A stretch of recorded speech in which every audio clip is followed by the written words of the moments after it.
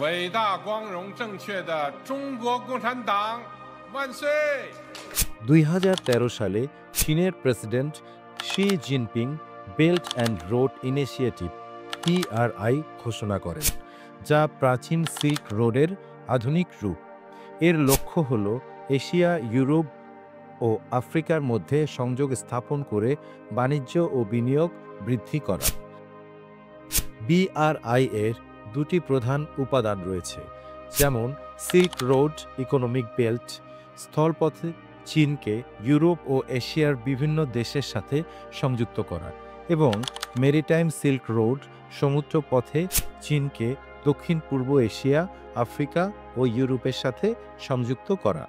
BRI এর অধীনে চীন বিভিন্ন দেশে সড়ক, রেলপথ, বন্দর ও বিমানবন্দর নির্মাণে বিনিয়োগ করছে, যা স্থানীয় অবকাঠামোর উন্নয়নে সহায়তা করছে। নতুন বাণিজ্য পথ ও সংযোগ স্থাপনের মাধ্যমে অংশগ্রহণকারী দেশগুলোর মধ্যে বাণিজ্যিক কার্যক্রম বৃদ্ধি পাচ্ছে। তবে সমালোচকরা অভিযোগ করেন যে চীন BRI এর মাধ্যমে উন্নয়নশীল দেশগুলোকে উচ্চ ঋণের মধ্যে ফেলে তাদের উপর প্রভাব বিস্তার করছে।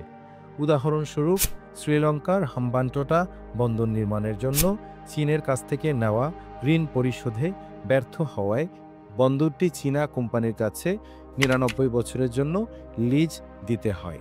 কিছু দেশ মনে করে BRI প্রকল্পগুলো তাদের সার্বভৌমত্বের জন্য হুমকি সৃষ্টি করতে পারে, যেমন পাকিস্তান চীন অর্থনৈতিক করিডোরের ক্ষেত্রে ভারতের উদ্বেগ। বড় অবকাঠামো প্রকল্পগুলো স্থানীয় পরিবেশ ও বাস্তুতন্ত্রের উপর নেতিবাচক প্রভাব ফেলতে পারে বলে আশঙ্কা রয়েছে।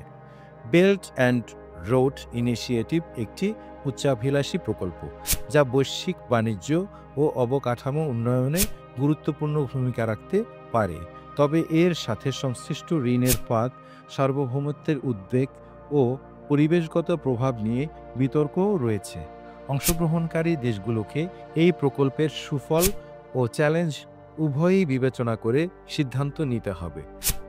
আপনারা চীনের বেল্ট অ্যান্ড রোড ইনিশিয়েটিভ সম্পর্কে কি মনে করেন?